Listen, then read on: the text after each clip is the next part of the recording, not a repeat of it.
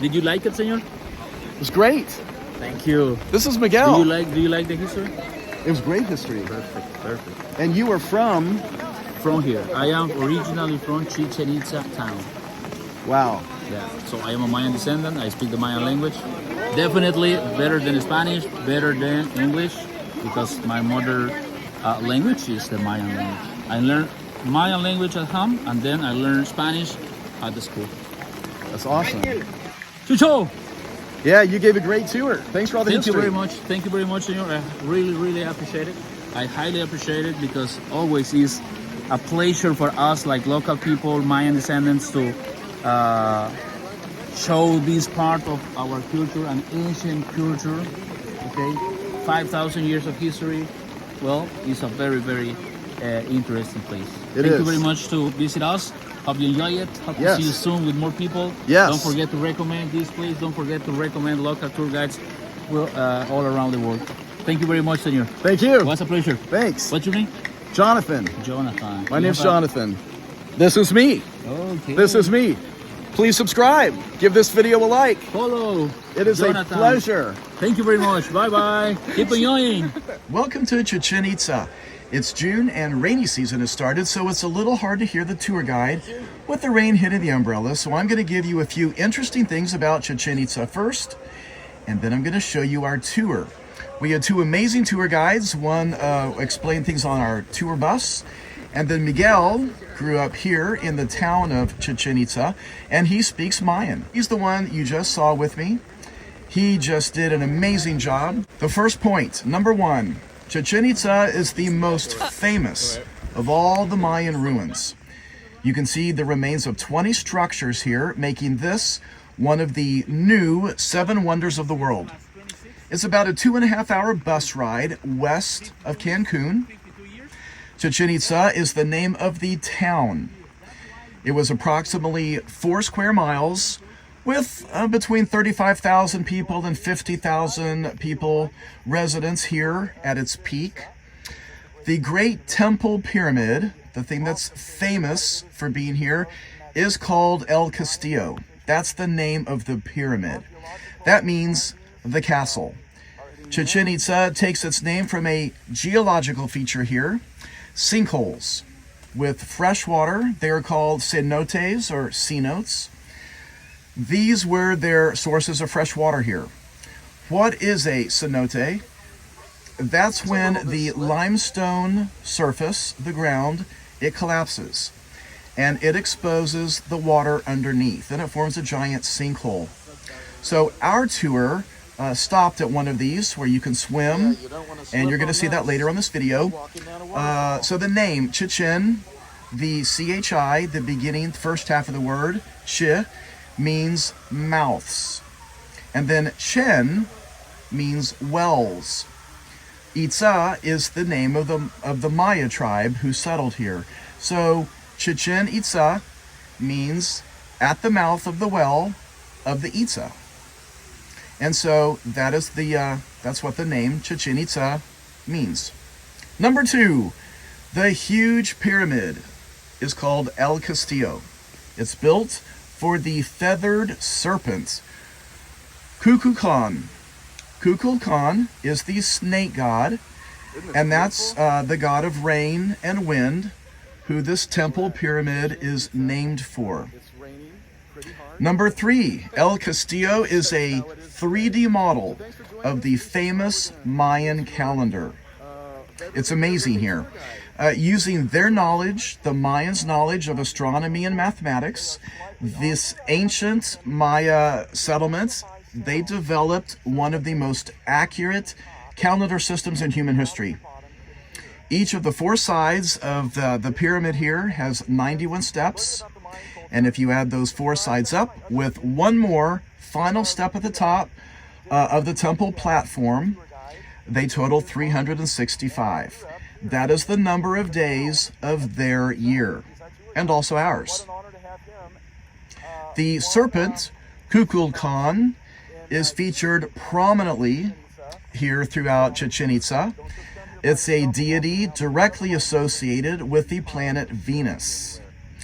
The Maya believed that Venus was the sun's companion, and here at Chichen Itza, the temple of Venus lies directly across from the temple of Kulkulcan. During the spring equinox, which is March 21st, and the fall equinox, which is September 21st, something wonderful happens here. On these two dates, the light of the sun hits the earth directly at the equator. And when that happens, shadows cast by the setting sun give the appearance of Kulkulcan, this feathered snake, that it is slithering down the huge steps from the top of the pyramid to the bottom. Thousands of visitors still come here every year to watch. The angles of the sides and the steps are slightly larger than 90 degrees, allowing for sound to be amplified. This is one of the things we learned here during our tour. So you're going to hear a lot of tour guides, you're going to see them in the distance clapping their hands. That clapping sound, there's all the different tour guides trying to show their little groups how easy it is to hear. This allowed for someone speaking up on the pyramid to be heard easier down below to all the thousands of people gathered around the base. Number 4, most of the written history of the Mayans was destroyed by the Spanish when they arrived to explore and conquer this land. In other Mayan temples were lots of writings and pictographs showing the history of the Mayans. And they were written on paper, the paper of tree bark.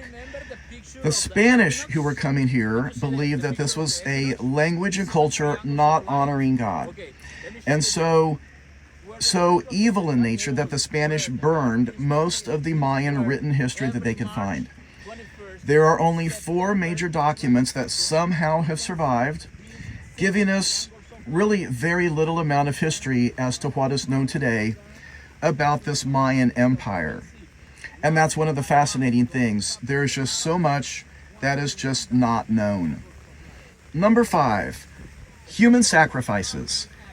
Did they sacrifice humans here? Yes, they did sacrifice. They sacrificed to their sun god during solar eclipses. A common practice was to remove the victim's heart for those. One of the local cenotes was dredged early in the 20th century, finding the remains of hundreds of bodies sacrificed to the rain god. Now, when you come here, and you're going to see in a moment, you're going to tour the ball court here. And what's fascinating is this ball court was the largest in the Mayan civilization throughout the Yukatan, measuring at 225 feet wide, and this one is 545 feet long. Considering a football field is 300 feet long, plus the end zones, the ball field here at Chichen Itza still remains the largest ball field in all of North America. You're going to see in the tour a stone ring on each side of the field.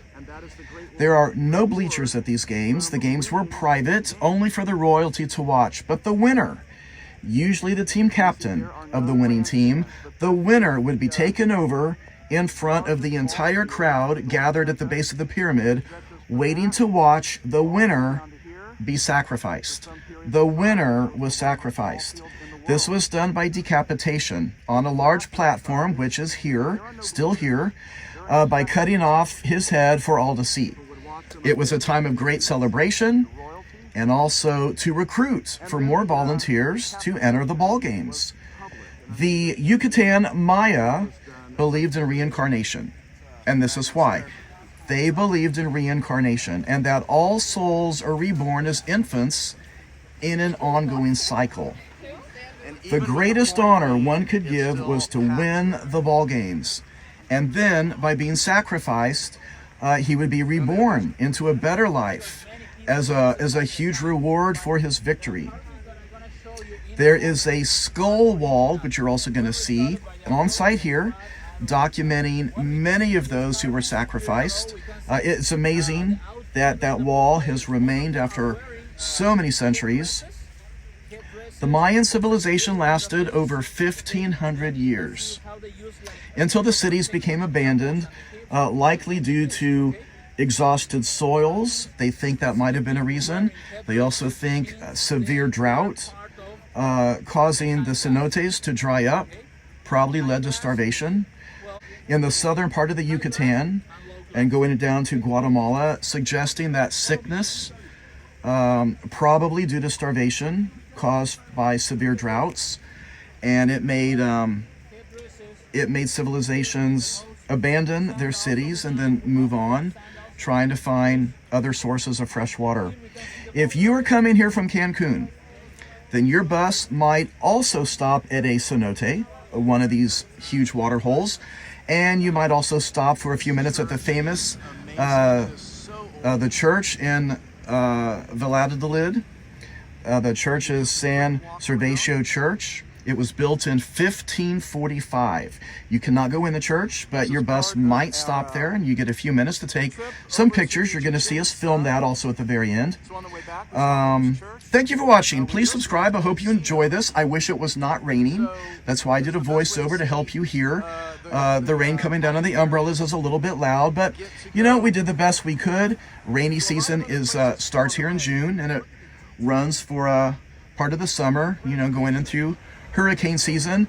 It's funny, it's been so dry here for the dry season for months. The people here in this part of the Yucatan are so excited to see all this rain. They need a lot of rain, so good for them, not great for tourism. But thanks so much for watching. Please subscribe, and now I'm going to show you clips from our tour. We're at Chichen Itza. It's raining pretty hard. It's just how it is today.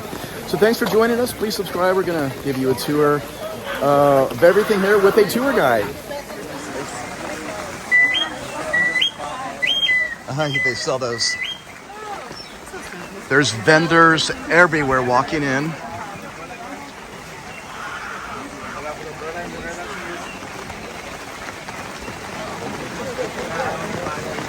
Hey, those are cool. They got some different magnets there. And even with the pouring rain, it's still packed here. And they have those Jaguar noises.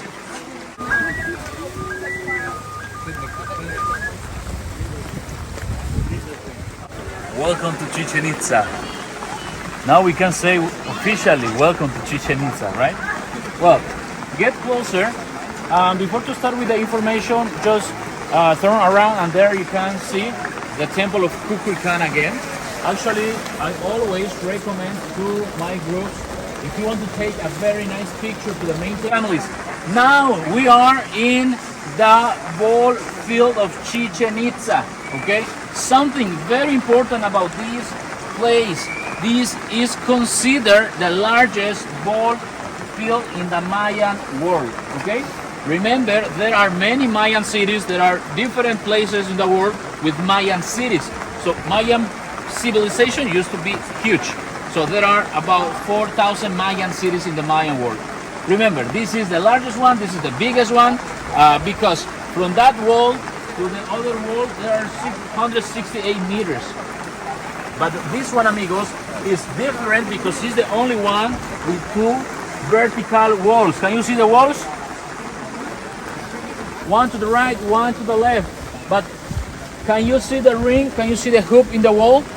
We have one to the left, we have another one to the right, okay? Well, in this case, this is the place where the Mayan people practice the famous ball game. Have you heard about the ball game? Have you seen the movie El Dorado? The cartoon, El Dorado? Do you remember how the Mayan people play the ball game? Well, according with the archaeologists, the Mayan people, when they used to play the ball game in this place, they just hit the ball with elbows, hips, knees. This is very important because remember, according with the information, do you remember the information on the bus? Mayan people used to be short people, okay? And that's the detail because that ring is located about 7 meters high. So now try to imagine Mayan people running on top of the platform, trying to score to 7 meters high, hitting the ball with elbows, hips, and knees. Something very hard to do. That's why we consider just the best of the best ball player was able to score. Make sense? Well, in this case, families, in Chichen Itza, we had two different teams. One team to the right, one team to the left. 7 players to the right, 7 players to the left. 6 in the ground, 1 on the platform. Means the guy that is running, trying to score on the platform is the captain. Okay? But this is interesting because when the first captain, maybe to the right, maybe to the left, when the first captain score, means the game is over. Oh, this part of the ritual is over. And then we continue with the second part of the ritual, which consists in sacrifice, decapitation. The question for you is, what do you think? They sacrifice winners or losers? Winners, losers? Losers. Okay. Well, consider this. For the Mayan people, the religion was something very important, okay? And remember, just the best of the best was able to score. That means just the best of the best had the honor to be with the gods because it's a sacrifice. Most of the time they sacrifice volunteers, but in this case, just one of them had the honor to be with the gods. Who? The winner or the loser? The winner. The winner. That's why archaeologists consider the Mayan people in Chichen Itza, they sacrifice winners. Okay? Because they had a concept of reincarnation, something like that. So, according with the Mayan mythology, the Mayan religion, there is a cycle of life.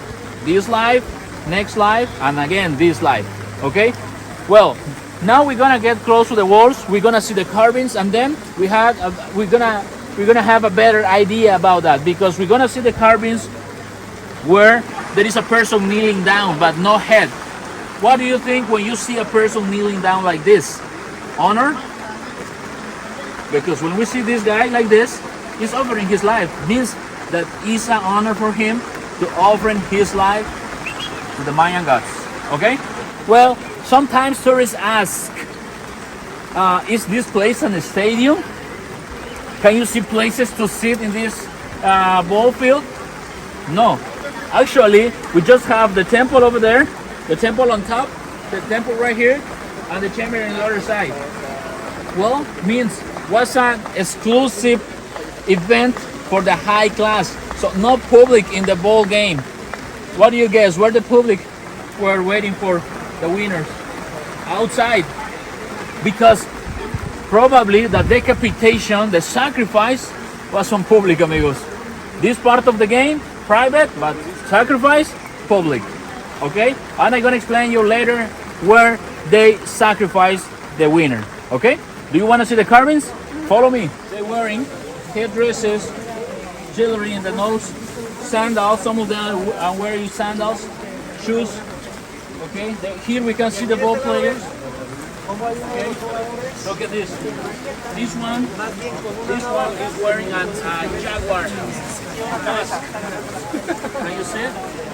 Means power, means he is a natural. This side we can see a ball player, a ruler, a shaman, a priest standing. But look at that. He's holding an obsidian knife right here. Right here. Look at this. In the other hand, what is that? What is that? The head of someone else. He's holding a human head right here. Yes. Right here. Okay? Preparing to... He's ready. Then in the other side, we can see another person, another ball player right here. But look at this. This one is kneeling down. The knees. This is the neck. Can you see the head? No. Why? Because the head is over there.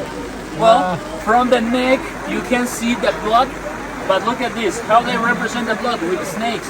That's why snake means fertility, because in one of the snakes we can see a plant that is growing up with these flowers, flowers, flowers, flowers, crops, crops, crops.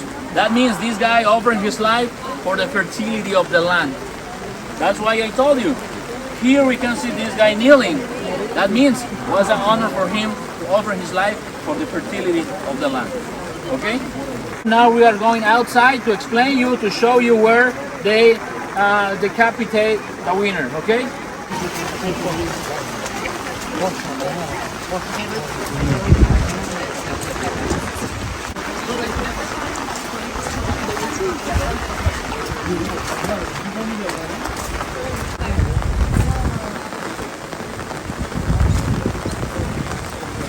Guys, families, look at this.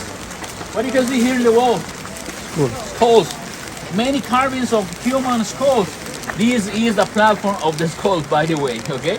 Well, here on top is where the sacrifice used to be. They practice the human sacrifice right here on top. Well, public here on the plaza, about 40,000 people waiting for one person, the winner. Well, the question for you is, why the rulers of Chichen Itza made the human sacrifice for the public and the ball game private? Why the sacrifice is public? Because here, when we see a winner, when we see a champion, when we see the best of the best, maybe 1, 2, 3, 4 people on the public, they just say, I want to be like him. And then we have new volunteers and we continue with the sacrifices. Make sense? So this is the perfect way to continue with this tradition. Okay? Well, here on top is where they cut the head of the winner. 40,000 people here watching the show. Okay.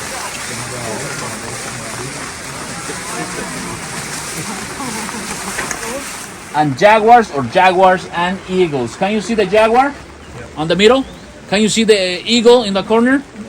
Okay, this is very, very important in the history of Chichen Itza, because remember, in Mexico, the country, before the Spaniards arrived, there were more than 68 different cultures.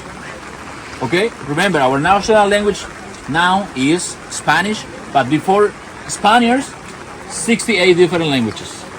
Well, here we can see the alliance between two different cultures in Mexico. Of course, Mayans and Toltecs, like Aztecs, like Olmecs. Here we can see the representation of the Toltecs with the eagle, because here in this part of Mexico, we don't have eagles. We have many jaguars, but no eagles. Actually, the Mayan people, when they carved this, they just want to show us this alliance.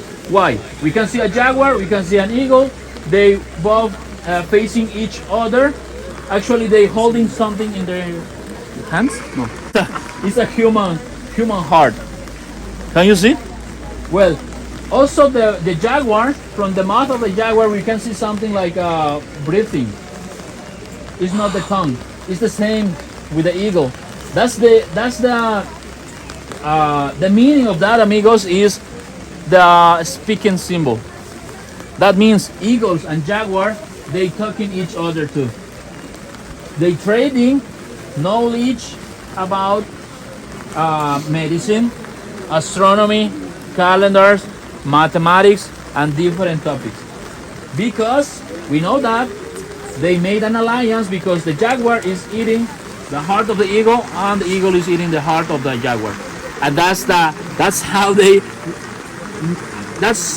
what they made to absorb the power, the knowledge of other person. Make sense? Maybe nowadays no, but back in those days definitely makes sense. Well, this used to be something like a theater, because it's in the middle of the town.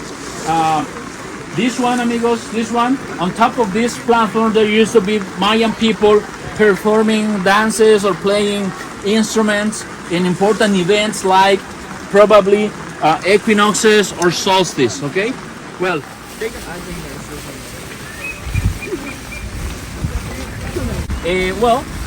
this is the north facade of the main temple, amigos. Again, we are facing the main temple in Chichen Itza, the new seven wonder. but the main facade is this one, north facade. What's the difference between this one and this one? This is the only one with the snake heads in the bottom. That one, amigos, that one is Kulkulcan.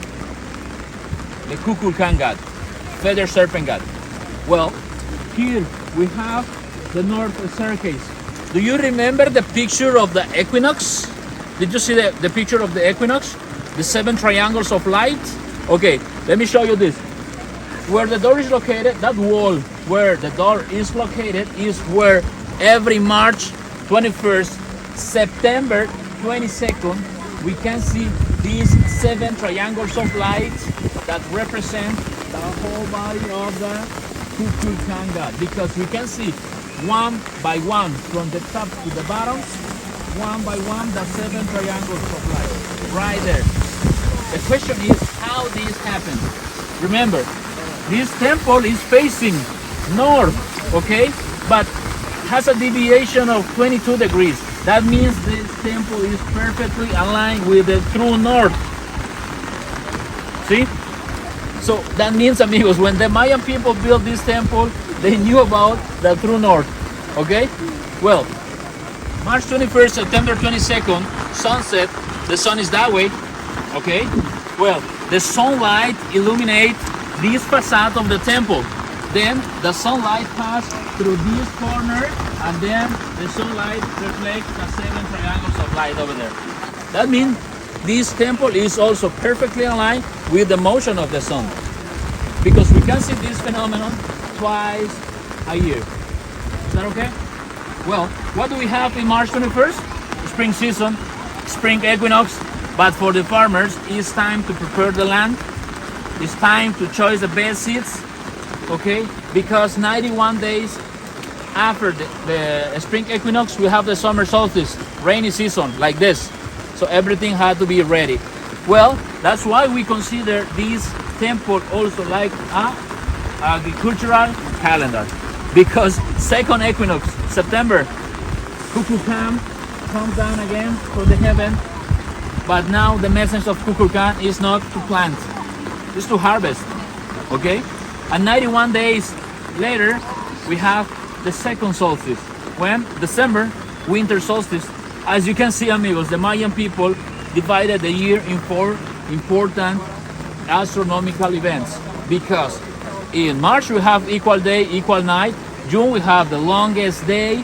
Then September we have equal day, equal night. And December we have the longest night. Okay?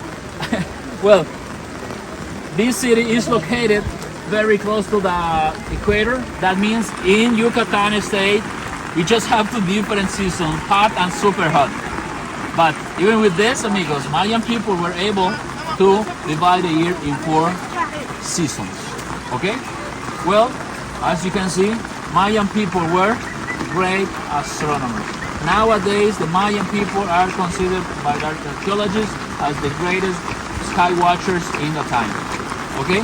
Because they calculate everything 5,000 years ago with no technology. About the calendar, let me show you this. We have 4 sides. Each side there is a staircase. In each staircase there are 91 steps. So if we have 91 in this one, 91 in the other one, 91, 91, if we multiply 91 times 4 is 364 plus the temple on top, 365, right? How many days we have in a year? 365. Well, if we split that facade, this facade in 2, we can see to the right, we can count to the right 9 platforms. This way we can count 9 platforms. Do you remember how many months we have in the Mayan calendar? 19. Perfect. So 9 plus 9, 18. Times 20, 60. The last month is over there on top, right there, on top of the roof. 1, 2, 3, 4, 5. Back in those days, there used to be 5 decorations like that. That one represents the last month of the year. So we got 18 times 20, 360 plus 5, 365. Okay? something that is amazing for me is the cycle of 52 years that we have in the Mayan calendar, because that's what many people many years ago confused with the end of the world. That was just the end of a Mayan cycle, and it's a cycle of 52 years. Then we have 52 weeks in the huge, about 24 square kilometers. There is more to see, but believe me, one day, 2 days is not enough to see everything. Yep. Well, we are just in front of the steps, and this works only in front of the steps. Because if we clap in the corner, we just hear the echo pretty loud, but if we clap here, we can hear the acoustic effect. Okay, let me try. Let me see if I can try.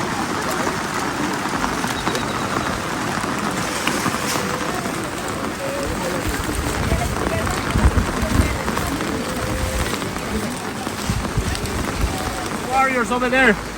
Isn't that temple where Mel Gibson probably saw that scene of the human sacrifice in Apocalypto? Yeah. Did you see the movie? Yeah. Apocalypto? Well, inside, amigos, there are two beautiful murals. In the first one, we can see Mayan people traveling in canoes. We can see people fishing. But the idea is to show you another city. Because here, amigos, no surface water, okay? No surface. The water is 22 meters down, okay? But over there we can see another city. Probably they were talking about Tulum. Have you been in Tulum? Someone? Tulum? No?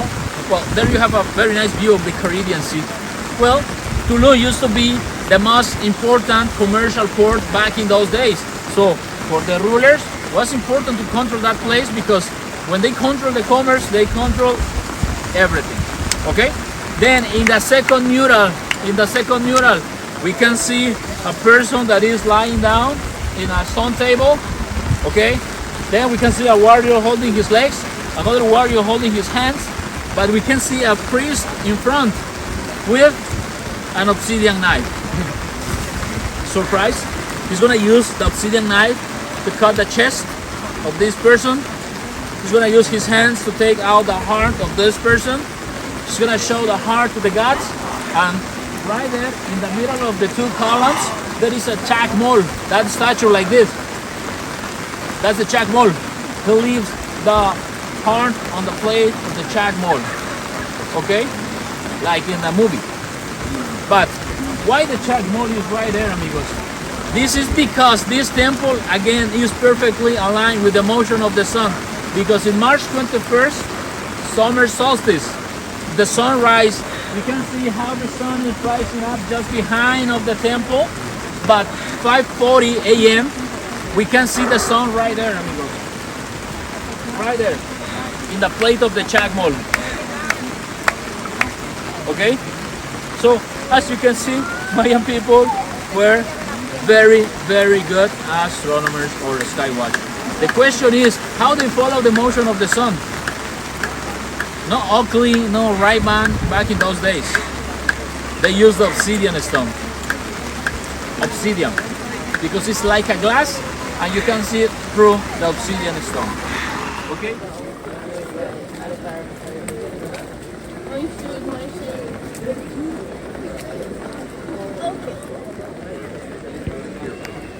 So this is the huge ball area where they played ball. They used a rubber ball made from a rubber tree. What's interesting, we just learned from our guide, these games were private. And each team was small. And the winner, the great honor of winning the game, is you get decapitated at the end. They sacrifice you at the end because you won.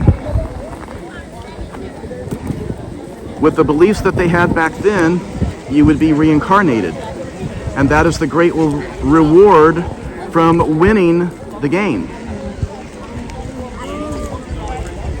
You can see there are no grandstands, but this is the largest ball field in North America. Stretches from that all the way down to here. For some periods of time, this was the largest ball field in the world. It's massive in size, but again, there are no bleachers. There are no spectators. People would watch from up there, the very elite, the royalty. And then the decapitation was public, and I'm going to go show you where that was done right over there.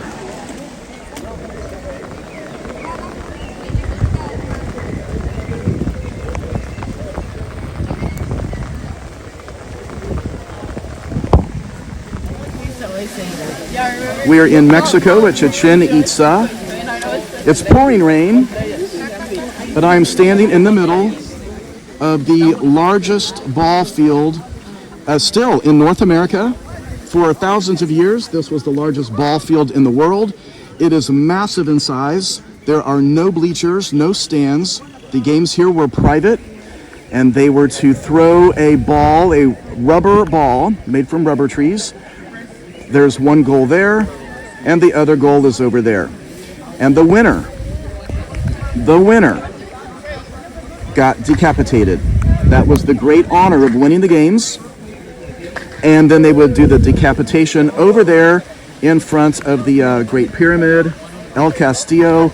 The whole area is Chichen Itza, but that is the named in honor of the snake, feathered snake god.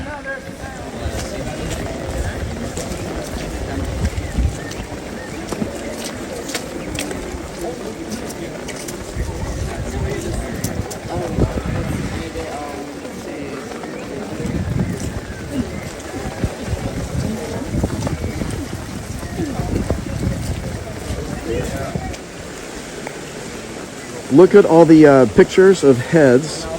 The winner of the ball games was decapitated on top of this wall. It was a very big deal. The games were private, but they would invite in the 50,000 people who lived here to watch. It was a great honor. Truly the greatest honor is to win in the ball arena, and then they cut your head off publicly for everyone to see. It served different purposes. The winner of the games then would be reincarnated. That was a lot of the beliefs here at that time. And it was done in front of a crowd, and it was such a great honor and such a big deal. Looking at the lawn here where they would do this and bring the huge crowd, it would inspire many more people who would want to compete in the arena in the ball games. And so that was done here. So I'm sure there was lots of sacrificing, human sacrificing, done here at Chichen Itza. Then up on this platform is where they would do a lot of shows. Entertainment was done on the top of this platform. There's the Great Pyramid, and this is named for a feathered snake god. There is so much astrological marvelous ways that they've built this. Is truly the greatness of the Mayan civilization in how this is designed. There are 365 steps. It is set up for the Great Mayan calendar. In December of 2012, Wait, what is? that's when the calendar finally wound down. Based on 52-year segments, there are 52 of those giant rectangles. It's fascinating. It lines up with the equinoxes. It lines up to show Venus, and then at the bottom, I don't know if you can see, at the very bottom of those steps is the giant serpent, a feathered serpent. It's pouring rain here, by the way, but at the bottom of that is the feather serpent, and that is what this is named for, the great feathered snake god. Thanks for joining me. Please subscribe, give this video a like. This is the end of this tour of Chichen Itza. This is the Great Pyramid in the middle. A couple of the awesome things about it. It is the most magnificent thing that the Mayan civilization created. The archaeological findings are astounding. For example, those steps do not come up or down at a 90-degree angle. They are slightly off, or about 110 degrees, to amplify sound, so that they could speak from the top and the crowd at the bottom could hear. So you're going to see people over here clapping, trying to make noises to hear the echo. Did an interview with Miguel. He was our tour guide. He is Mayan, and he grew up here in the town of Chichen Itza. He's our tour guide. What an honor to have him. One piece of advice in you wanting to come to Chichen Itza, get on a tour. Don't just come here by yourself and walk around, because otherwise it's just huge piles of stones everywhere. You need to get a tour guide to hear the history as to what went on with the sacrificing, with the construction of Chichen Itza, the symbolism. The feathered snake god, and you can see the carvings of it right there. Thousands of people still come here every year as the sun lines up for the equinox, and it gives the illusion, which is pretty cool, as the sun rises, which it's not going to do today in the pouring rain, of the snake slithering down, the feathered snake.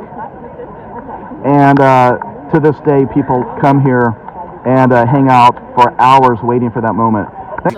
One of the reasons that there's just not as much history known about the Mayans is because when the Spanish came to what is now Mexico to begin conquering it, they came across a lot of documents. You know, the Mayans did document things. They used paper, which is tree bark. But when the Spanish came here, they felt like this was an evil culture. They were worshiping the devil, and so they destroyed and burned almost all the documents that were here at the time throughout the world of the Mayan civilization back then. And so there are only 4 documents that have survived, and that's where a lot of the history has come from. We've made it to the cenote.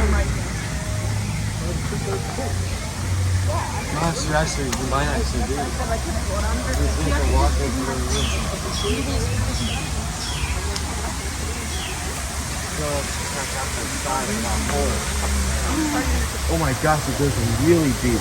It is really deep. All right, let's head over where we start hiking down into it. So you got this little creek, just comes along. What you don't realize is it's about to drop off very, very deep.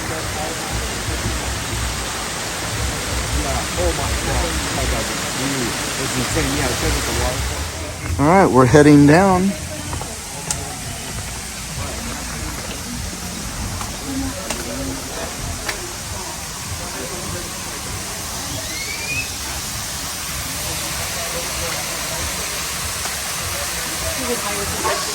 It's a little bit slick.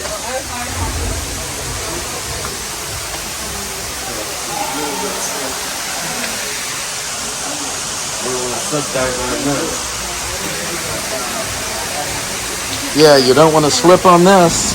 We're walking down a waterfall.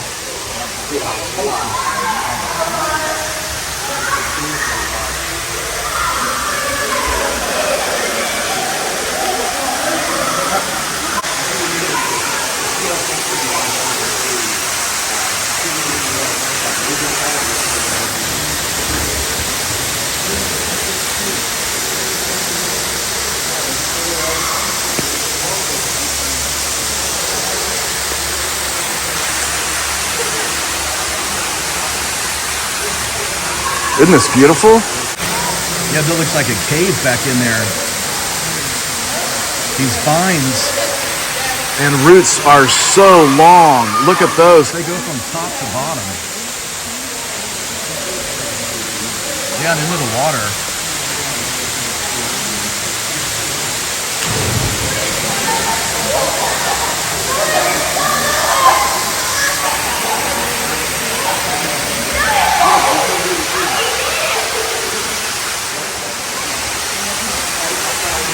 People are heading down to swim.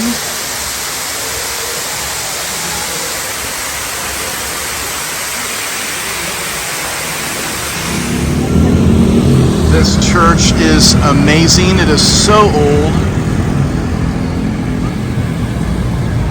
Gonna do just a quick walk around.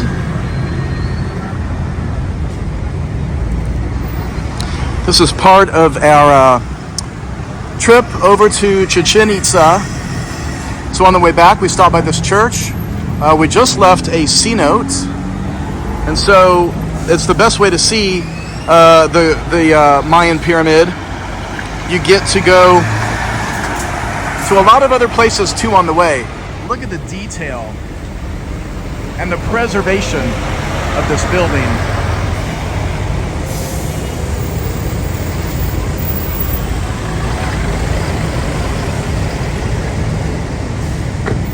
You can see on the screen the year that this church was built. So much detail